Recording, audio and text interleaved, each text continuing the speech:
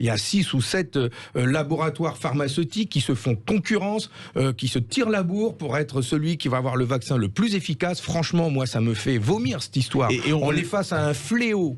On est face à un fléau qui touche l'humanité entière, des peuples plus fragiles que d'autres d'ailleurs. Et on a des laboratoires pharmaceutiques obnubilés par l'argent, par les profits qu'ils vont faire sur ce vaccin, au lieu de se mettre en commun, de travailler ensemble au service de l'humanité et de dire, voilà, nous avons échangé nos recherches, nous avons travaillé sur les zones d'ombre qui existent et voilà ce que nous avons trouvé et maintenant tous ensemble on met ce vaccin à disposition des peuples à prix coûtant pour que ça ne coûte pas aux États et aux personnes.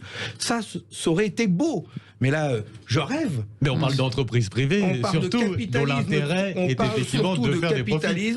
Les mecs qui ne pensent qu'à ça, combien je vais gagner d'argent sur la pandémie. C'est bien pour ça que nous appelons à un pôle public du médicament en France ou à l'échelle de l'Union européenne pour faire en sorte que la recherche sur le vaccin et l'accès aux soins, eh bien, ce soit une politique publique sur laquelle on ne se fait pas d'argent, mais on pense d'abord à soigner les gens. Qui va payer au final? Mais ça, c'est un scandale, ça?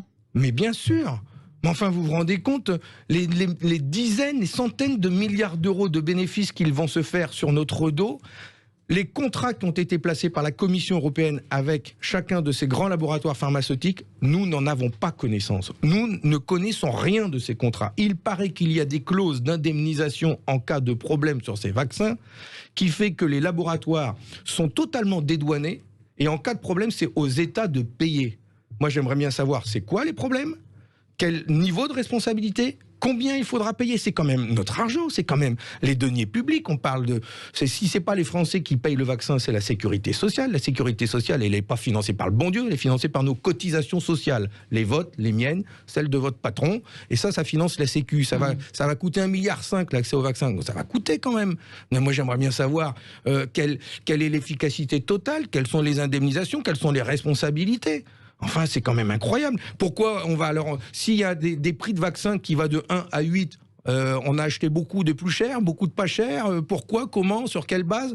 Enfin, c'est du grand... On a l'impression d'être dans la foire, dans un Monopoly, avec des cases qui coûtent cher, des vaccins qui coûtent pas cher, et c'est à celui qui a le plus de pognon. Enfin, non, franchement...